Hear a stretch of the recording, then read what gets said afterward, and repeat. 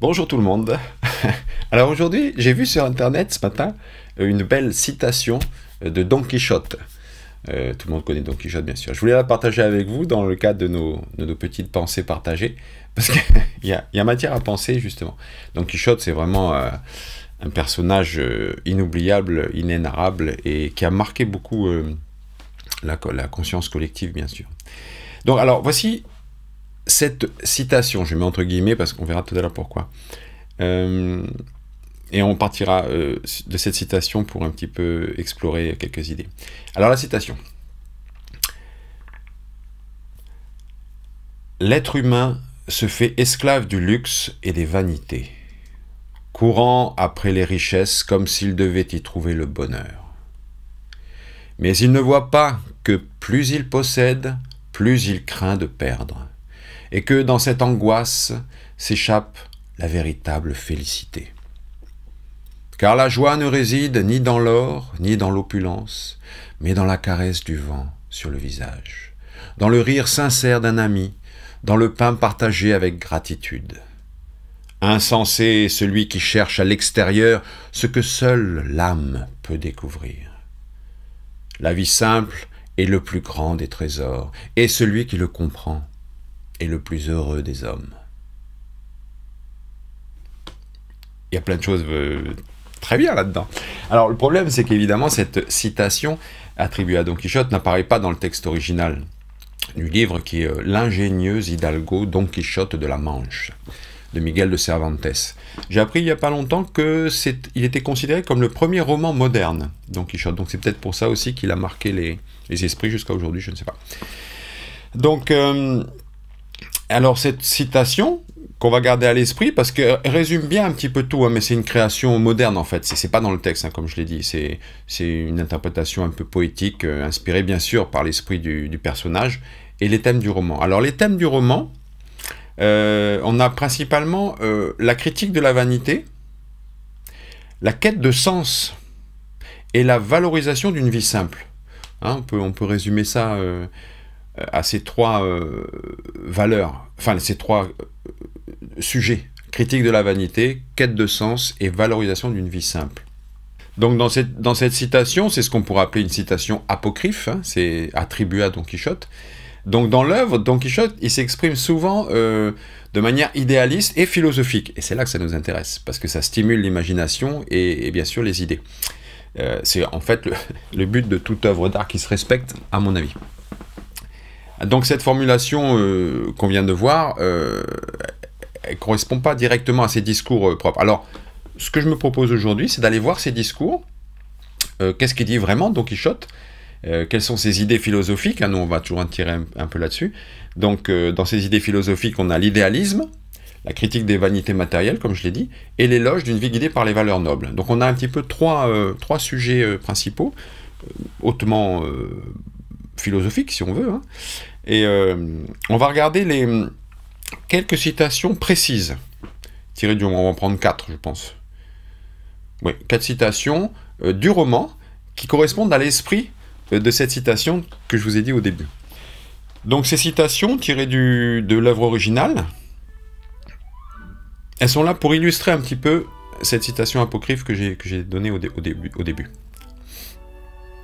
Premier point, sur la liberté et la simplicité comme trésor.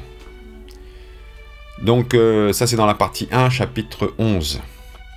Lors d'un discours au Chevrier, Don Quichotte, il évoque l'âge d'or, une époque bien sûr idéalisée de simplicité et de bonheur. Alors voici la citation. « Heureux temps, siècle heureux que les anciens nommèrent l'âge d'or, non pas parce que l'or, si prisé en notre âge de fer, s'obtenait alors sans peine, mais parce que ceux qui vivaient en ce temps ignoraient ces deux mots de « tien » et de « mien ». En ce saint temps, tout était commun. Fin de citation. Donc là, on voit, c'est beau, une idéalisation un petit peu d'une vie sans propriété ni avidité, où le partage et la simplicité prédominent. Donc ça reflète un peu l'idée que le bonheur réside dans une existence sans attachement matériel. L'attachement matériel ne mène pas forcément au bonheur. Donc, deuxième sujet, sur la vanité des richesses et la noblesse de l'âme, c'est dans la partie 2 de l'œuvre. Donc là, Don Quichotte s'adresse à Sancho, Sancho Panza, il critique la poursuite des honneurs et des richesses, bien sûr. C'est un peu un thème récurrent. Alors voici la citation. « La véritable noblesse consiste à être vertueux. Être pauvre et content, c'est une richesse que peu possèdent. Car celui qui cherche les honneurs et les richesses ne fait que courir après des ombres. » Fin de citation. Je prends exprès un ton un petit peu sentencieux pour, parce que c'est un peu une parodie, hein, Don Quichotte, hein, il est épris de chevalerie, bien sûr, et c'est un petit peu pour... Cervantes, justement, on avait un petit peu assez de ses romans de chevalerie, et donc il a gardé un petit peu ses valeurs, il les a pas tourné en dérision, parce qu'il montre un petit peu le décalage, enfin ça c'est encore un autre sujet, mais il montre un peu le décalage entre l'idéal et la naïveté saine et louable de cet homme, de ce Don Quichotte, mais de voir qu'il est malheureusement pas adapté au monde, ou en tout cas qui ont subi les moqueries, etc. Pour ceux qui ont lu le livre ou vu quelques films là-dessus, c'est très intéressant. Donc, troisième sujet, sur le bonheur des choses simples. C'est toujours dans la partie 2. Alors, là, c'est un moment où il est en train de réfléchir un peu sur sa vie errante. Et il déclare, citation, « La liberté, Sancho, est l'un des dons les plus précieux que le ciel ait fait aux hommes. Avec elle, ni les trésors que renferme la terre, ni ceux que cache la mer ne peuvent se comparer. Pour la liberté, comme pour l'honneur, on peut et l'on doit risquer sa vie. » Je vous laisse méditer un peu sur ces paroles. Fin de citation, donc. Donc là, cette citation, elle est centrée sur la liberté, mais ça montre que Don Quichotte valorise toujours des idéaux immatériels. C'est-à-dire qu'il n'est pas pragmatique. Certaines personnes sont plus dans le pragmatisme, et puis ils vont voir ce qui est utile pour eux, ou dans un but précis. Alors que lui, il a des idéaux immatériels. C'est un petit peu un... Il y a toujours une opposition, en fait, entre idéaliste... Enfin... Idéaliste, c'est pas forcément négatif, je préfère dire formaliste. Quelqu'un de formaliste, c'est qui a des valeurs, des formes pour lesquelles il peut tout sacrifier et qui place au-dessus. Et les pragmatiques, bien qu'il y ait des avantages à être pragmatique, bien entendu, va faire fi de ses valeurs, ou alors ses valeurs vont être modulables, ou elles vont changer de place dans la hiérarchie. Or, le chevalier, ou quelqu'un, en tout cas, qui suit la vertu, hein, puisqu'il parle aussi d'être vertueux, Don Quichotte, ces valeurs-là sont placées au-dessus, quoi qu'il se passe. Et même si matériellement, et pour ça il parle de risquer sa vie, on peut risquer sa vie pour certaines valeurs, pour certaines choses qui sont au-dessus de tout. C'est ça l'héroïsme un petit peu qu'on pourrait retrouver de nos jours, plus ou moins.